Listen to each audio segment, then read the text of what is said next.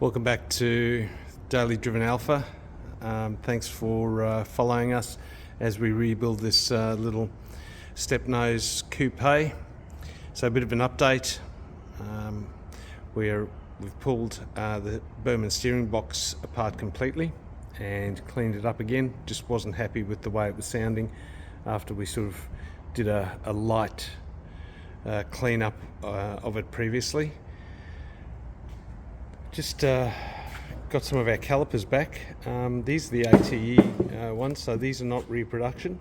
Had them done locally. Probably ended up costing us several $100s more to have these done here in Australia as to buying reproduction components out of the UK. They've zinc plated them. These rear calipers they re-sleeved, put new pistons in. So that added to the cost, plus they had to repair a brakes bleeder and drill it and tap it because it had rusted in. But the great thing is we're putting the original components back on the car, and these are such a nicer, a better quality casting compared to what you get out of the reproduction parts. Reproduction parts are okay, they work all right. We've got them sitting on the super there, and they've been working okay, but you just notice the casting is a lot nicer. So just pop that in, got the discs on here, and pads are in, brake lines in, and yep, everything's sweet. And thank you very much to one of the comments on the channel that picked up that we had inverted these arms and had them back to front. We've now swapped that, pulled all this down, put it back, so that we've got so we've made sure that we end up with this beveled edge sitting here at the back to allow the tracking of the steering rack without fouling onto these wishbone knuckles. So that was a good pickup. Thank you very much. Appreciate those comments. Always good to have some other eyes on your work. So it was just that one that we'd done it as we were trying to rush it. We weren't paying attention. So really what we want to do now is get the steering box into the car, and that'll allow us to progress a little bit further with the mechanical setup. So front calipers are on, rear ones aren't because I'm just waiting for some pads for those. But the mission for us, yesterday we spent cleaning up the steering box. Now we've chosen to gloss black it and paint it, but some people like to leave it original, which is fine. We've checked it, inspected it inside, nice and clean. Casing looks great. If you have a look at online at Jethro Bronner's steering box rebuild out of South Africa, he has an old Spider Burman steering box there that is cracked in these corners, and as he points out, these are quite lightweight, beautifully made, but with modern tyres, and if anybody's pushing these cars hard, doing some sort of weekend racing or putting them on track days, the pressure in these boxes can lead to some cracking. This one, thankfully, is in good condition. The arm itself looks good as well. We'll clean a little bit more up here with a bit of very fine sandpaper, just where that you can see where the seal sits. Make sure that it doesn't leak, but it wasn't leaking when we did it, when we pulled it apart.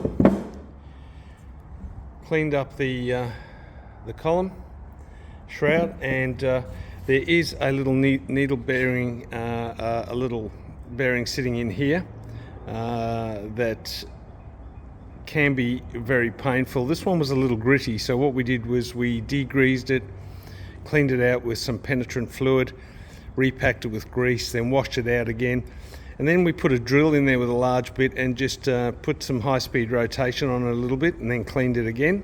And because it was a bit gritty, and now we repacked it with grease, and it's come up nice and smooth.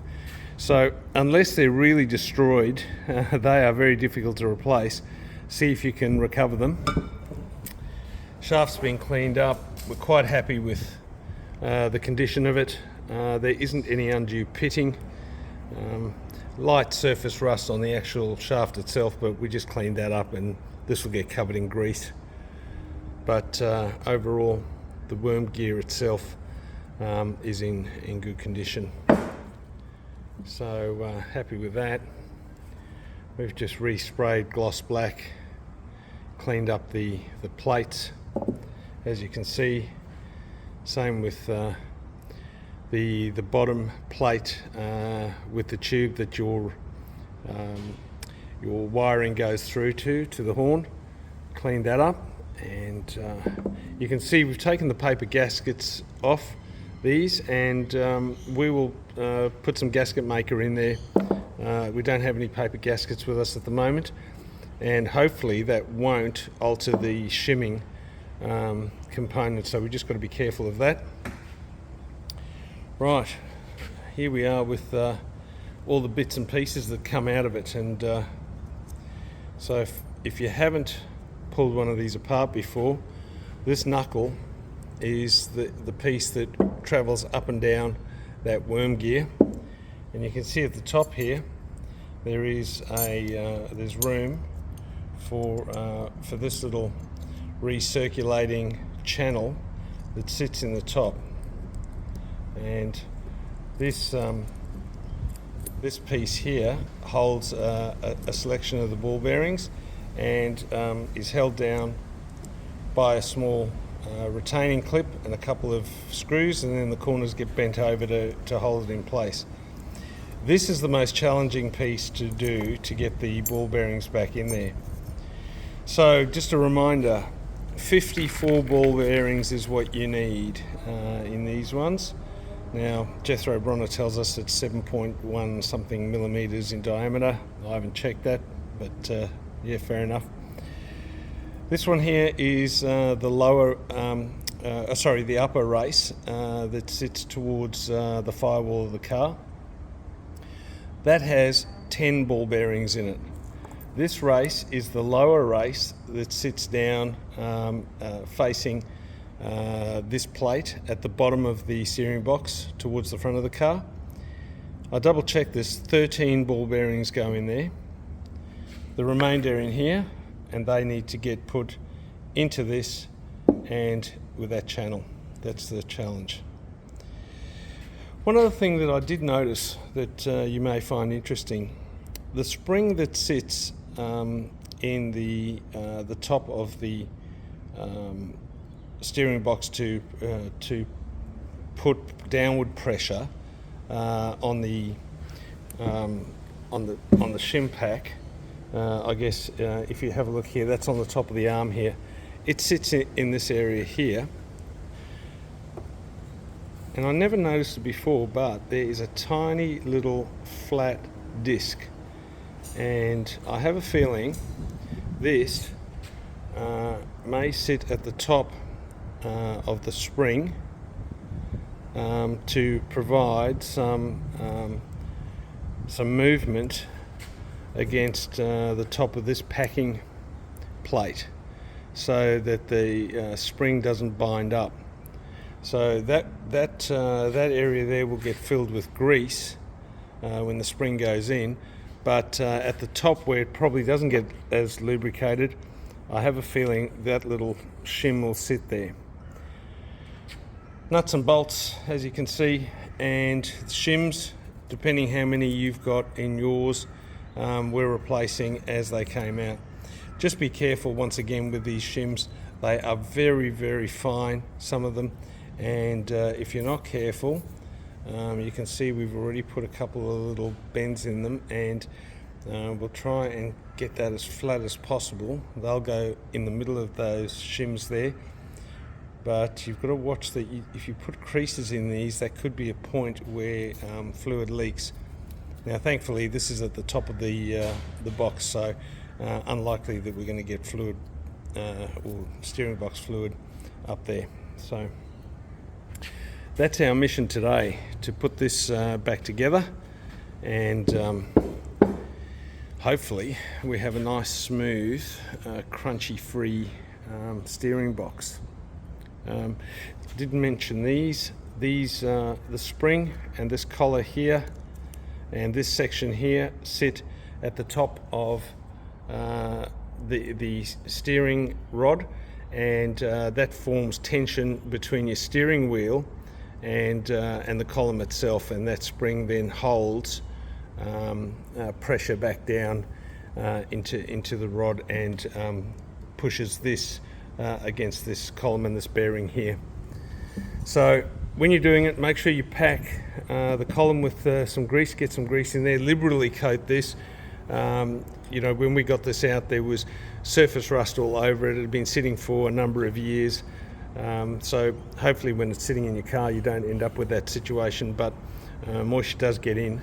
So coat everything liberally. So that's going to be our mission today, to get this box rebuilt and get it into the car. So I hope this helps you with a little bit of confidence if you're thinking of pulling your steering box apart. Don't be too scared. You know, they're nicely engineered, but they're not too hard to deal with. Take lots of photos and get online, get some exploded diagrams, and also look at YouTube threads. The one that Jethro Bronner, as I mentioned before, out of South Africa, is excellent. He does a really nice job in explaining things, and I rewatched that again last night just to refresh myself on getting these ball bearings back into this knuckle and onto this worm gear. It takes patience, and you just have to do it slowly. So look, thank you very much for following us on the channel. I hope your projects are going well, and thanks for those constructive comments and those watchful eyes that have picked up one of our mistakes. We certainly appreciate it, and I hope you like, subscribe, share this with other like-minded Alfa owners, and look forward to getting another post up soon with the steering box in and a little bit more progress on the car. Thanks for watching.